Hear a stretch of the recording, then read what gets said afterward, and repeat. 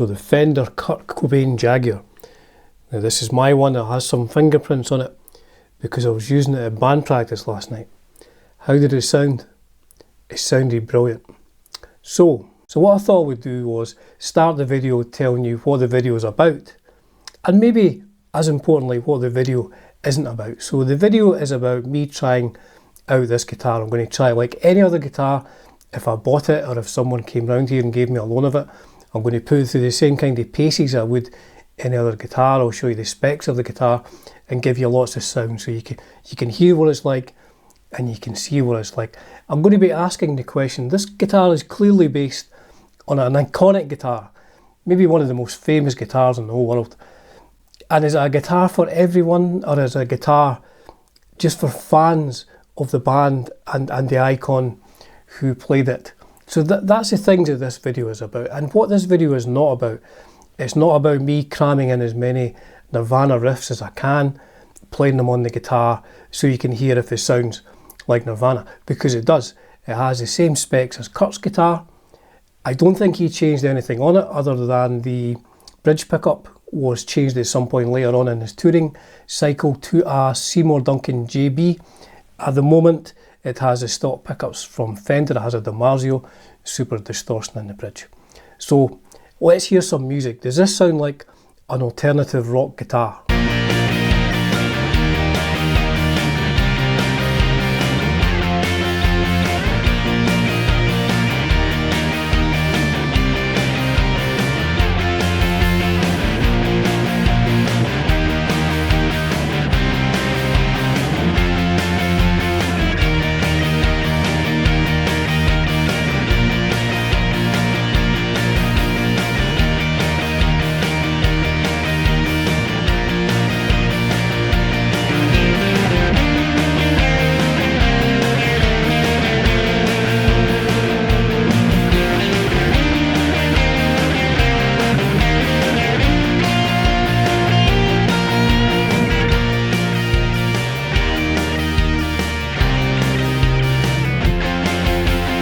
That does sound very much like an alternative rock guitar.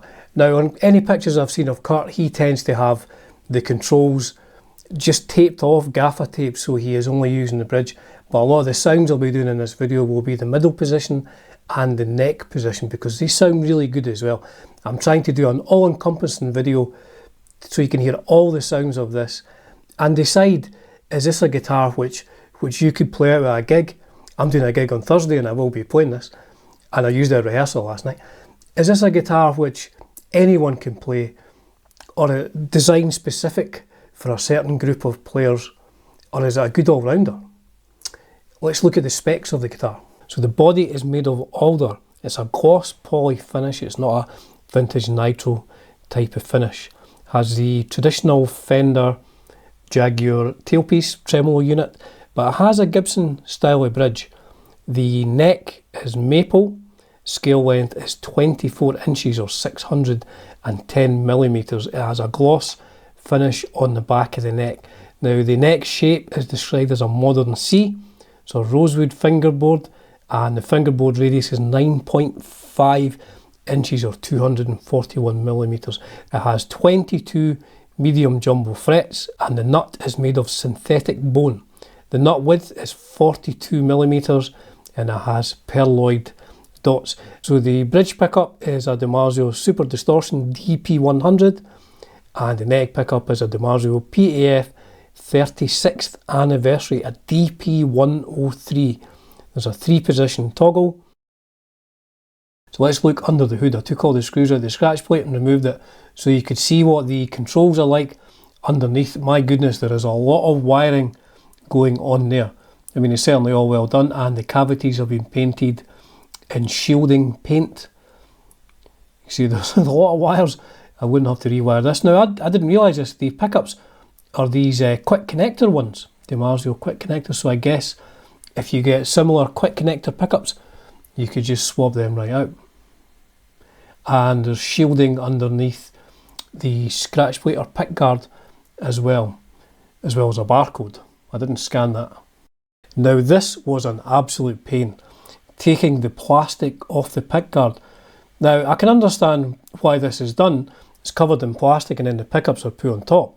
But what I had to do was to get the last bit of plastic out was actually remove these pickups from the body to get that plastic that's stuck underneath it. It must have taken me about half an hour, honestly. So I think another important thing is answering why did I buy this guitar.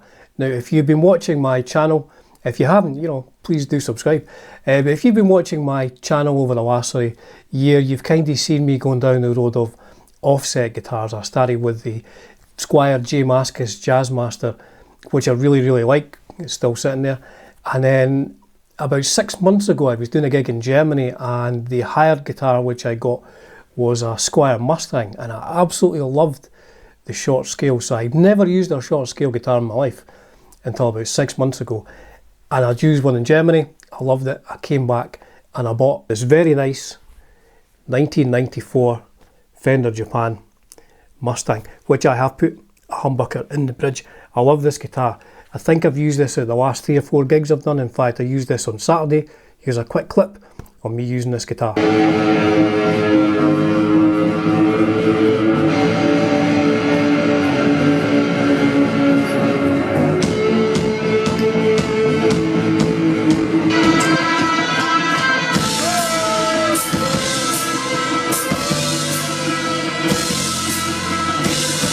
This sounds good. This is a great sounding guitar. So this was my first short scale guitar, and then after that I got a Squier Japan Jagmaster, which has humbuckers. Now there's a theme forming here.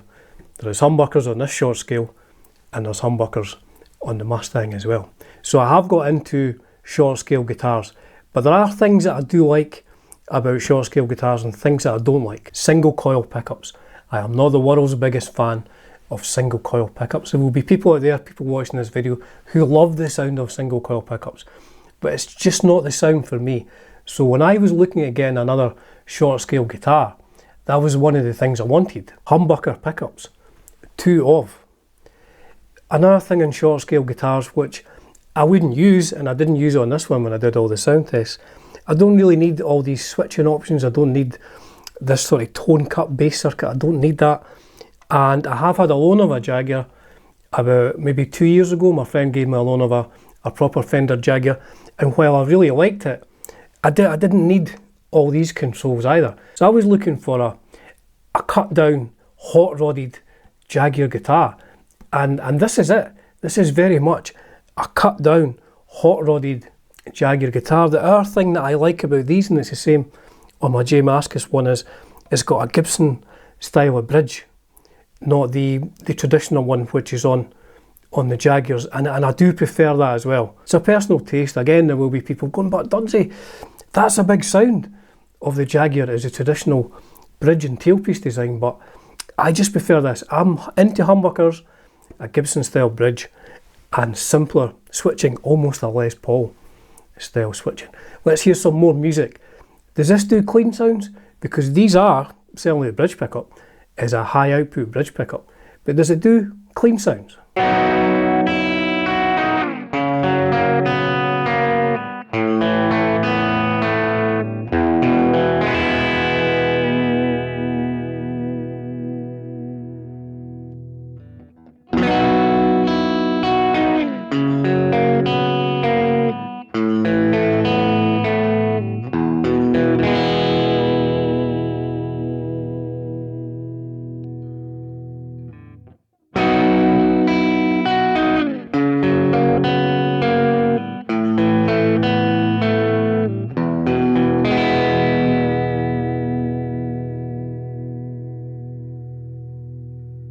It does do clean sounds. It does them very well. Now the other thing that it does, or one of the other things that it does, which you may not expect, maybe classic rock players would not think of getting this guitar. We'll get onto that later, but they would not think of getting this guitar because maybe it doesn't do classic rock. So does it do classic rock? Let's check it out.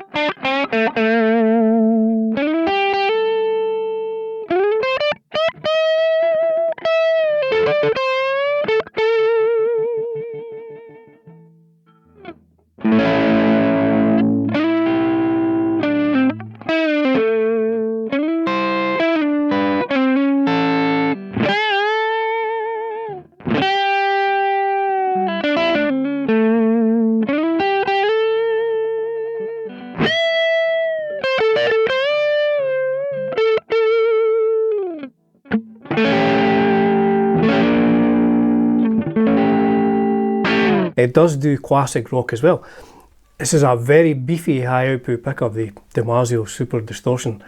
Now I guess one of the big things about Nirvana was the light and shade between the clean parts and the overdrive parts. You know, like Kurt's using a very clean sound for the clean parts, and then he just jumps on a DS1, or maybe he was using a Rat or something like that. Just jumps on that. If he was using Mesa Boogie preamps as well, but he just jumps on that pedal, and it's a wall of sound. I saw Nirvana twice on the Nevermind tour in Glasgow and in Edinburgh, and it really was, it's like a visceral guitar sound, you know. Kurt's just strumming away clean, and then all of a sudden it's almost like an airplane taking off, just boom. If I had any hair, it would have been blown back. I had hair then and it was blown back. So yes, so did this guitar do clean, and then you put on a pedal and it goes whoosh.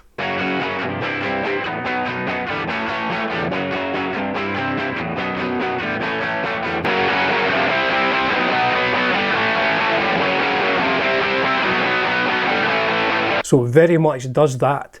You could play like through a Fender Twin and then hit an overdrive pedal, and it's just really, really good. So who is this guitar for?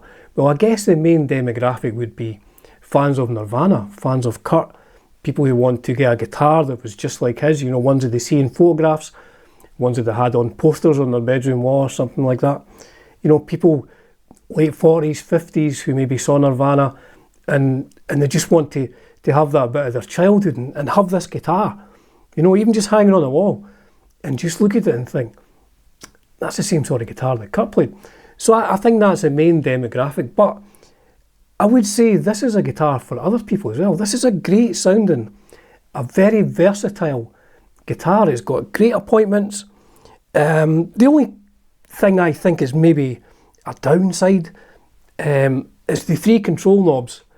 They are quite close together and it's quite difficult, you know, changing them. But what I found is when I was at rehearsal last night, when I'm moving to the neck pickup, I set the neck volume quite low and just leave it at that, and then I switch to the bridge, and then we're full on. The only thing I used this circuit for was to keep it turned down, just like a kill switch. So it is a very versatile guitar.